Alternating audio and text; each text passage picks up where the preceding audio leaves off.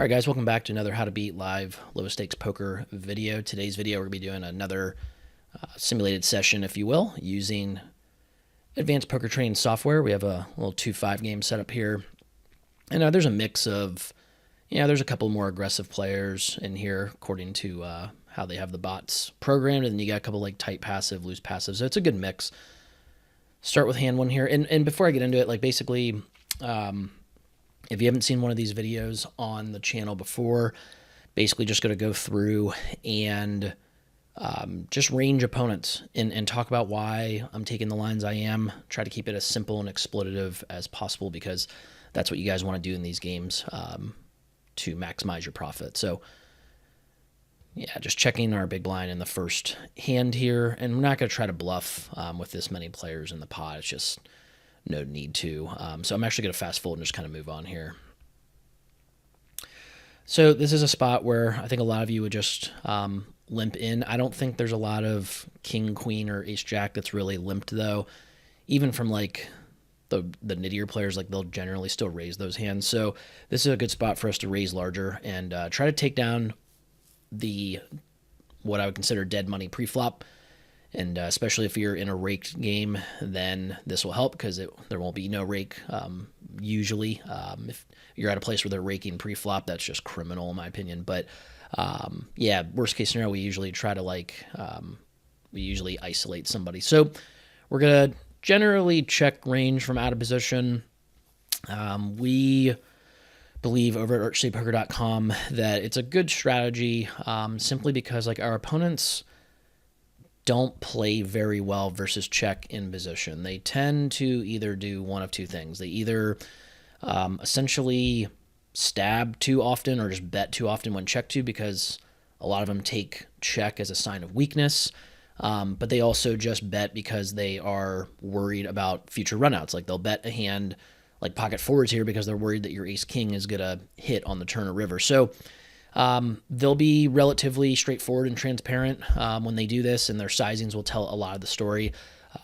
But then you'll get the flip side of it where you may get an opponent that never stabs and you can lead or bet into him as an exploit. But that's a little bit on the rare side. That's something that we would talk about more in a separate video, like on the website or on the training site, if you will. But so we are going to check. And our opponent checks back. I don't think like a lot of his limped like 10x hands would check back here. I just like, could he have pocket fives or pocket sixes that check? That's possible. And so the tricky part is now this board is so static. Like flop was really static. Turn has made it even more incredibly static. Like the current nuts are just going to be the nuts on most every single river. And there's no flush draw. So I don't think it's necessarily a spot that we can't ever bluff, but like, I don't think this is one where I would look to bet really large. Like, I think I would go small and then follow it up with a barrel on the river, but I think there can be some slow plays here. So you have to keep in mind, like, if you do know your opponent, that helps. We have the added benefit of understanding who each of these opponents are. If you play in a room where you do play, or you're one of the regulars or the regulars, then that definitely helps. But this is more of a loose passive player. If we check to him here, though, everybody in their right mind is generally going to value bet in this spot with, for sure, the 10x hands, and then I would say with the 5x hands very often as well. So if we check and we get a bet, we can just easily fold. If we check and we get a check back, then we can bomb river a lot of the time and look like we were going for a credible check raise on the turn. So I'm going to check. Once he checks back, queen doesn't really change anything. I don't think there were a lot of queen X hands. He would have possibly he did. Well, I will say this. I should have mentioned this pre-flop that he did cold call. I believe we're small blind, right? Yeah, he did cold call out of the button, or on the big blind. So this can be a hand like king, queen, ace, queen, perhaps. It's very possible.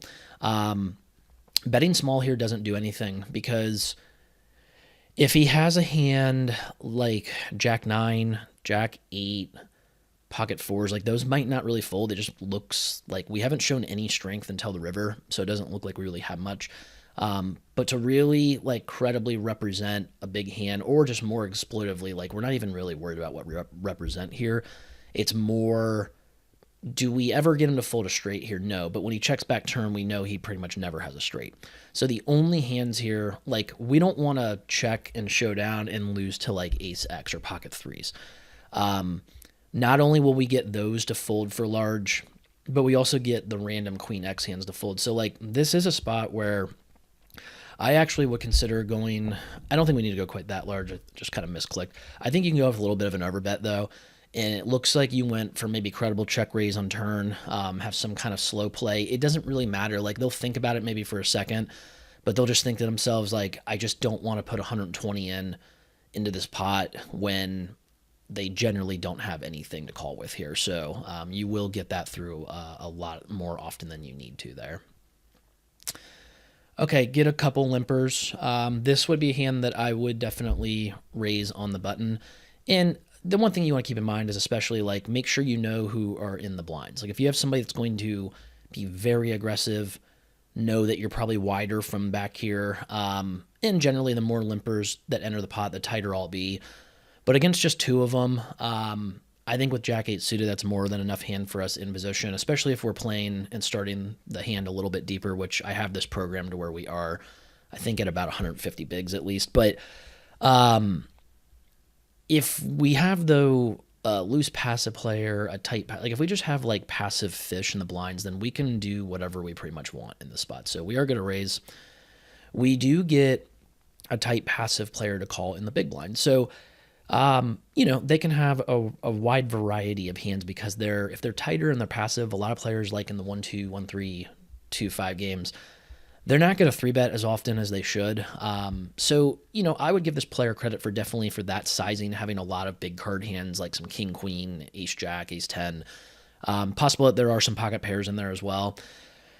On these dynamic boards, we like the idea of going a little bit smaller, somewhere between third pot and like maybe 40%. It's a good way to start building a pot and figuring out where your opponent is in their range. They will generally 90% or more, I would say even 95% plus of the time on dynamic boards, meaning like the runouts that bring in the nuts, or like the new set of nuts, essentially. That sounds funny the way I said it. So essentially like any nut changing turn and or river, that's going to be considered like a dynamic board. And I would say like when more than half of the deck does that, then that's going to be considered dynamic. So, we have a flush draw possible. There are some straight draws there. And then like any card larger than a 7 brings in a better top pair, better sets, 2 pairs, etc. It's a dynamic texture. So on those, we do like to bet with everything, and we just bet smaller. If they raise, it's an easy fold, obviously. But if they do just call, then we have a good idea of where we're going to the turn. Like it could be some weaker overpairs like 8s or 9s, could be a 7x hand, could be 5s or 4s. It's a wide variety of weaker hands that we feel we can likely get them off of on a lot of runouts. So we're going to bet smaller. And if we do just get a fold, yeah, we fold out a lot of equity with Jack high there.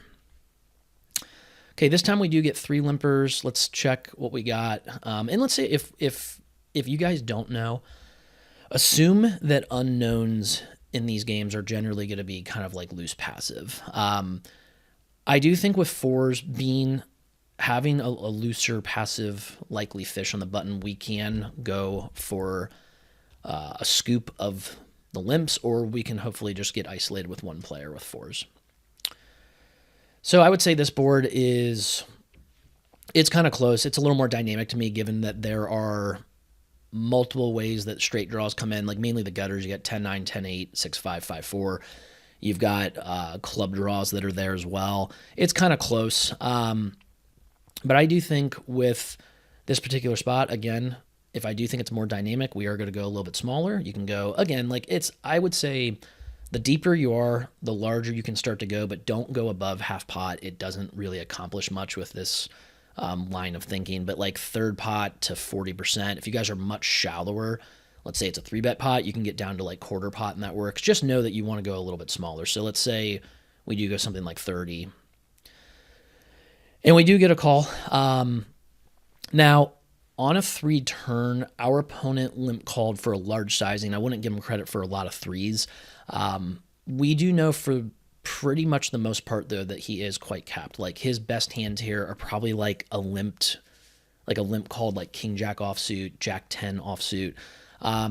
We do have a little bit of showdown value. There are going to be some hands that we are ahead of with fours. I think fours are low enough though that let's say I have pocket eights or nines here, and we're above that seven. That's kind of key. Like I think he has like some 6-7 suited, maybe some 8-7 suited, ace 7 suited, maybe king 7 suited. If I have like 10s, 9s, 8s, we have plenty of showdown value. I would love to just check that back here and try to get to the river pretty cheaply. If he checks river and it's some kind of brick, we can go maybe for a second street of value then with a smaller sizing with a hand like 10s or 9s or 8s. But with fours, we are a little bit lower with our pair to where I would love to get like that 7 to fold or 8s.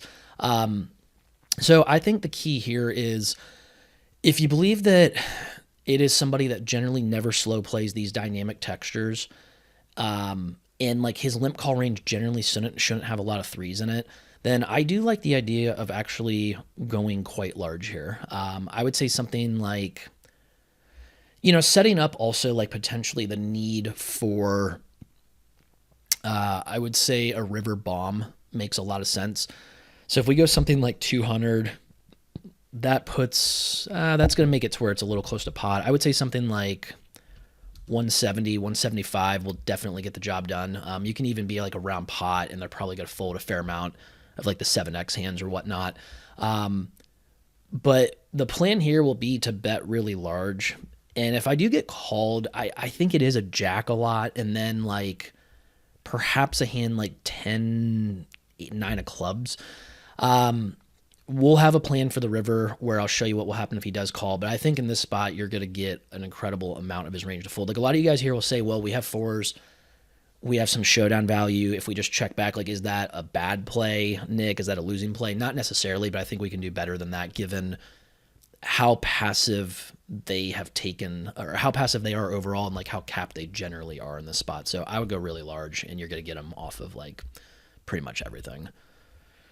Okay, 15 will be my general, or I'm sorry, we're in a 2-5 game. We'll make it 20 or 25 is fine, I would say.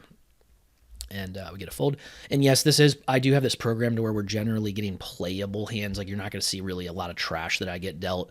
But that's for the sake of video purposes and trying to make sure we get enough hands in. Fives, a lot of you guys would over limp here. We don't subscribe to that at archcitypoker.com. We wanting to raise and get players to fold behind us, play as many heads up pots as possible. But with fives and not being in position, this would be a spot that I would go ahead and just lay this down. Now 7-8 suited, or 8-7 suited rather. In real life, you're not, the one thing I don't love, at least in this particular table with these bots, is that you're generally never going to see a really small squeeze like this. It just never happens. So I'm going to treat this as an unrealistic spot, and I'm just going to fold, guys. If you did see this the 1% of the time in real life, we do have a callable hand here. But you don't see this spot enough that we're not going to look at it. Like these videos are short enough on YouTube that like, yes, maybe this would be something where if I was making this video on the website, I would play this hand out because we do want to look maybe at every single spot possible at some point. But for you guys, to improve rapidly, you just need to take care of the most common spots that come up, and this is not one of them, so we're going to fold. All right, raise a little bit larger with the limper, ace, king of spades. So this board is, I would consider this a very static board. A lot of players would say that this is honestly actually a very wet board, given that there are a lot of one-liners that come with like a fourth heart or like an 8 or a 10 or bring in like 4 cards or like 1 card straights available essentially. I consider this much more static though, given that flushes pretty much remain the nuts on most runouts. There aren't a lot of cards that change like what the best hands are on this board. So again, we're still checking mostly range out of position. If we do get some of the really static boards though, then we can do some betting. But if you just default to checking, that's fine. Our opponent checks back. She is, or he, whatever bot, doesn't matter. The bot is tight passive, would very likely bet their best hands though on this board. Might even bet like a lot of Jack X hands fearing the fourth heart. That's a lot of players that play the low stakes games. They bet Yeah, I guess like based on fear, like more they take actions that can hopefully help them avoid the toughest spots instead of taking actions that make them the most money.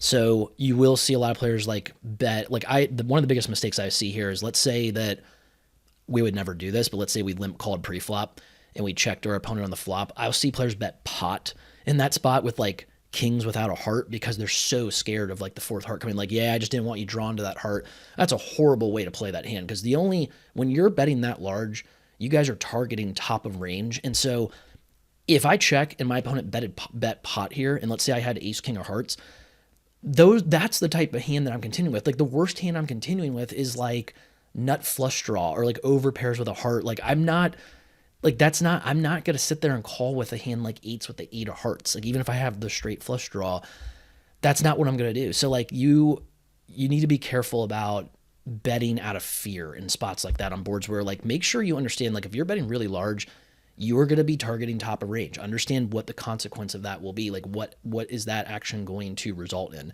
Same if you bet really small, like you're usually targeting a much wider range or the middling to lower portion of the range. Like, do you really want to do that in a spot? So that's something to think about as well. Turn a king here. Again, like could our opponent, because it's a really static board, have some slow plays in position? Possibly. I mentioned that they generally almost always would bet their value hands here on the flop. They probably would. Just in case, though, like it's a board that, let's say I want to get value out of a hand like six, like a six of hearts. Yes, do we give them like kind of a cheapish price to see a river? Maybe. But, if we go something like 40%, give or take, I think that's a good number to try to get some value here. All right, ace king out of position again.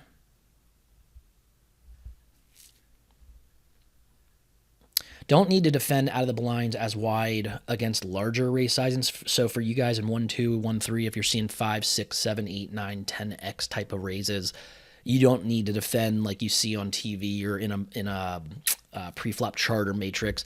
King 10's a little close though in some spots. This player though is tight passive and he's not on the button, so like his range should be pretty snug and his range will actually smash this kind of hand. I would definitely consider call or even like occasional 3-bet if I think that he's wide enough with this raise. But like the really tight passive guys that limp the whole day and then raise out of nowhere, this is going to be like ace king, kings, king queen, jacks, like hands that smash this. I'd rather have like 5-4 suited and call him and try to crack him with that kind of hand. This hand's not going to get it done. We'll fold.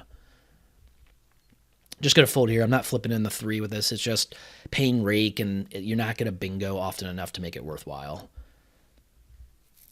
So this is kind of an interesting one. You do get a loose passive player, so he's likely limping the majority of his range, and then out of nowhere he raises, and it's generally a very tight and strong range. This hand, with us being deep enough, will play well against that. It's one of the rare spots where I will mix in some calls on the button, and we will see a flop. So we do flop bottom set. It'll be interesting to see what happens here because this is a board that does hit him really well. He does bet larger. I think that he's going to do this with hands like ace king and king queen suited, aces. He has many more of those than he has top or middle set. Will he have some top or middle set? Certainly.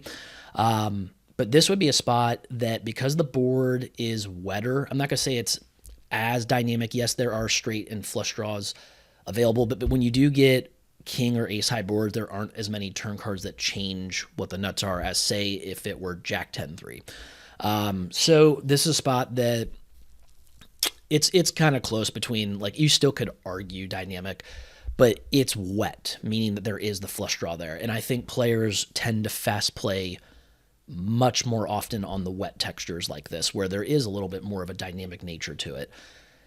If it was king jack 3 rainbow, I may just actually call a lot of the time on the flop because they are,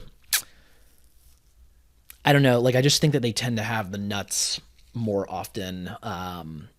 Like, or let's say like he checks to me, like I wouldn't feel comfortable, let's say like betting 80 into 40 if that were a thing, like in the spot, because I think that on the drier or static boards, they tend to have more slow play. So this is a spot though, like I don't want there to be a heart that comes that scares him off of like black aces. I don't want there to be like straight completing runouts. Like this is a spot where I want to play it as fast as I can. That at least that makes sense.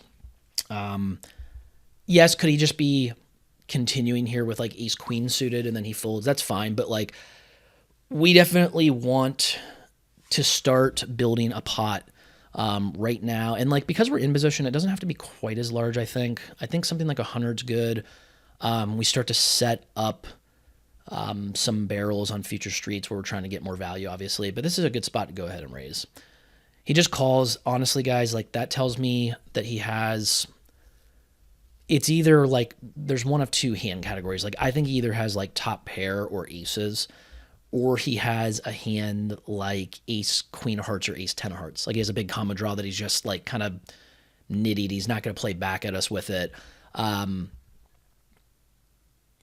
mean, there's a couple things we can do here. Like we can, if we do think the majority of the time it's a one pair hand that we have drawing dead, then we are incentivized to keep him in this pot right now and set up a river, maybe like pot or less type of shove. So I think if we go something like 125 or 130 is fine.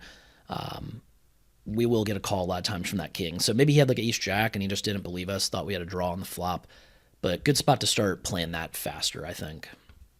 A couple limpers, we're going to raise the 9-10 suited.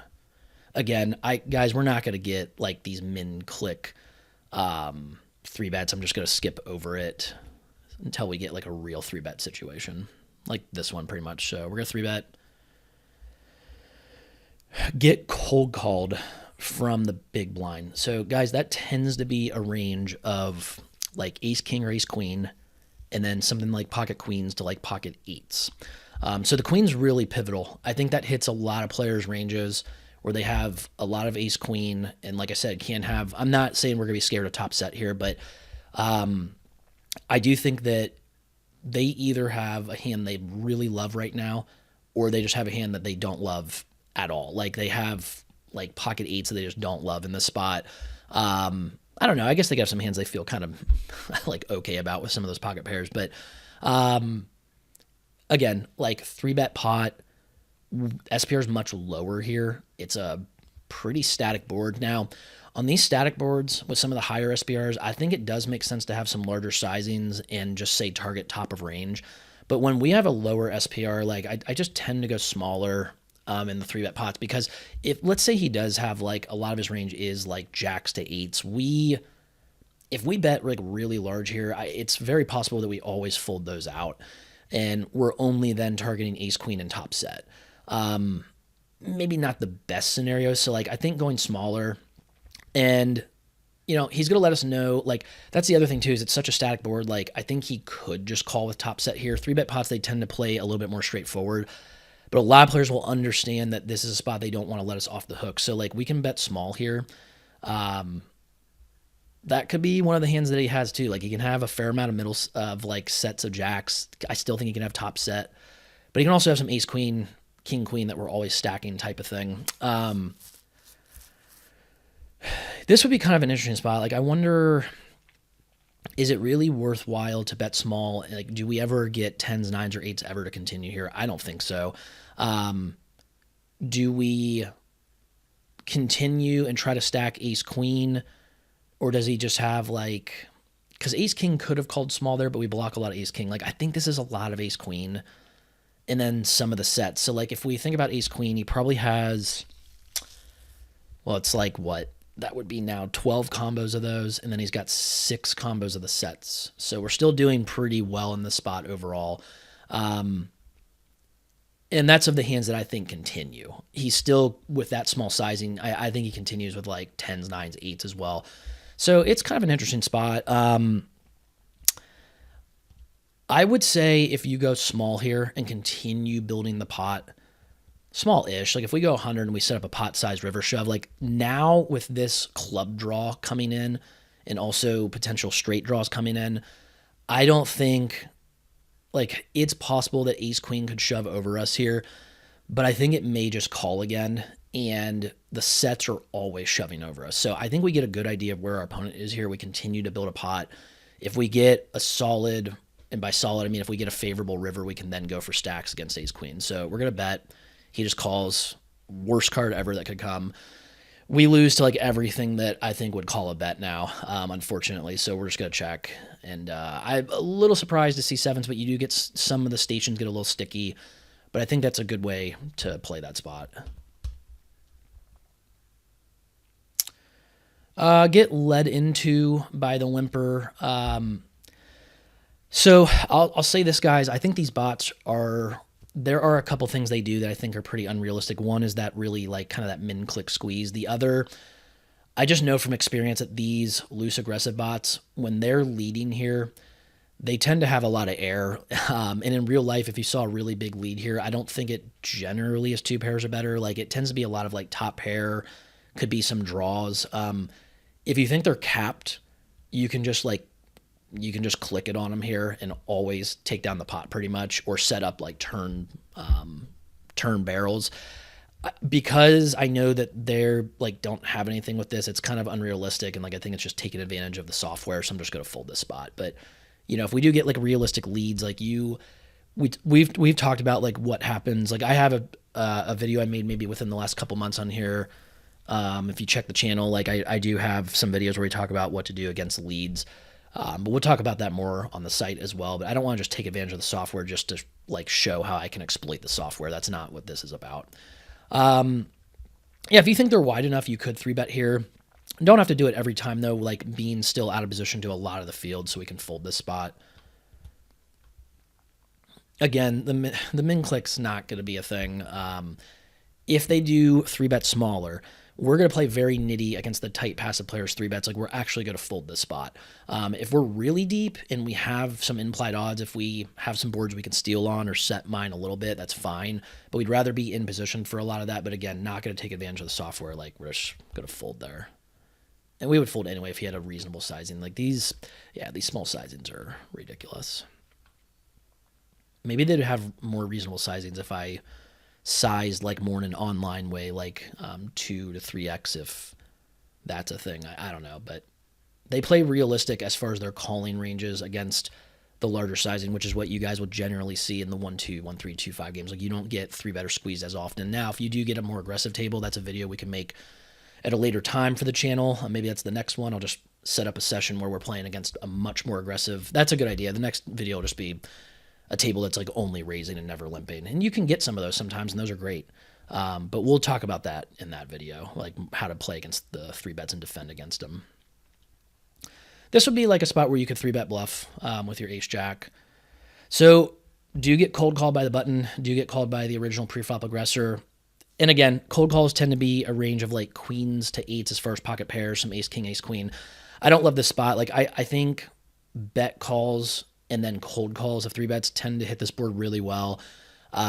So this is going to be a spot where we're going to check, and we're going to play this pretty cautiously for the most part.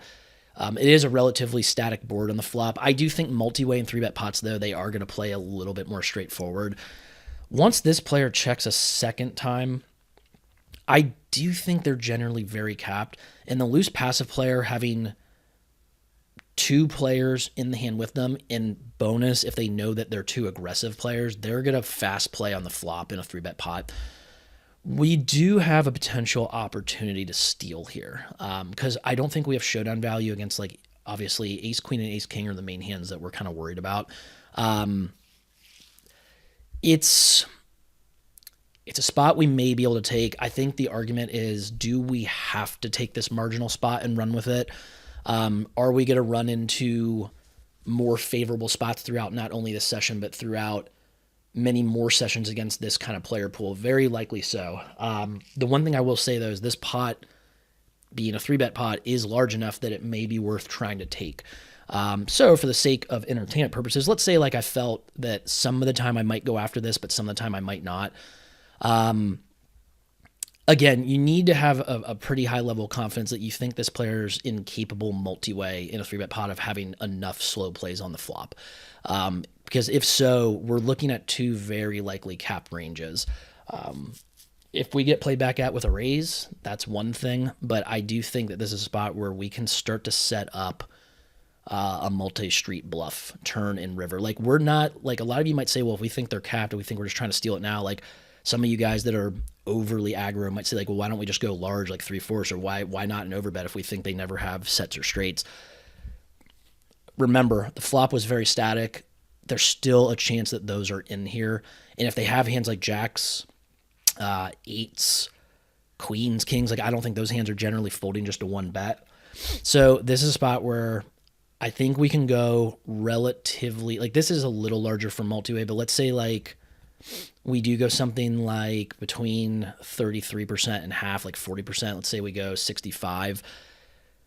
We're going to find out quite a bit about where our opponent's at moving to the river, and then we can potentially set up some river bluffs. So we're going to go 65. If we do get click back, we know that we probably got slow played here, and we're just going to go ahead and fold. So we would make note that this player is capable. Even if I didn't see his hand, I would just know a player like this is just not capable of probably bluffing this spot ever. 3-bet multi-way pot, they're going to play very straightforward. So even if I didn't see his hand, or if he showed the hand like a lot of players will do, make note that your opponent is capable of that. That will save you in this spot from over bluffing. It's a good place to stop the video. It's about a 30-minute video now. If you guys have any questions or comments, go ahead and let me know. Please like the video, subscribe to the channel. That helps us out a lot. Come visit us over at archcitypoker.com, where we will have plenty of more content like this, much more in depth, broken down sessions where it'll be over multiple videos that add up to a course or modules, if you will, where you guys will, if you're a subscriber, you get this times 10, basically, if you will. Like you're just going to get you're just going to get more of it and much more in-depth analysis. And if you're a subscriber, we are obviously going to interact with you guys much more in like the Discord and throughout our social media. So yeah, like I said, come visit us over at the site. Any questions or comments about this specific video, let me know in the comments section here, and I'll see you guys in the next video, where we will cover a session where it's going to be a much more aggressive table, and I'll show you guys how to play the 3-bet, 4-bet game, and we'll go from there. Thanks.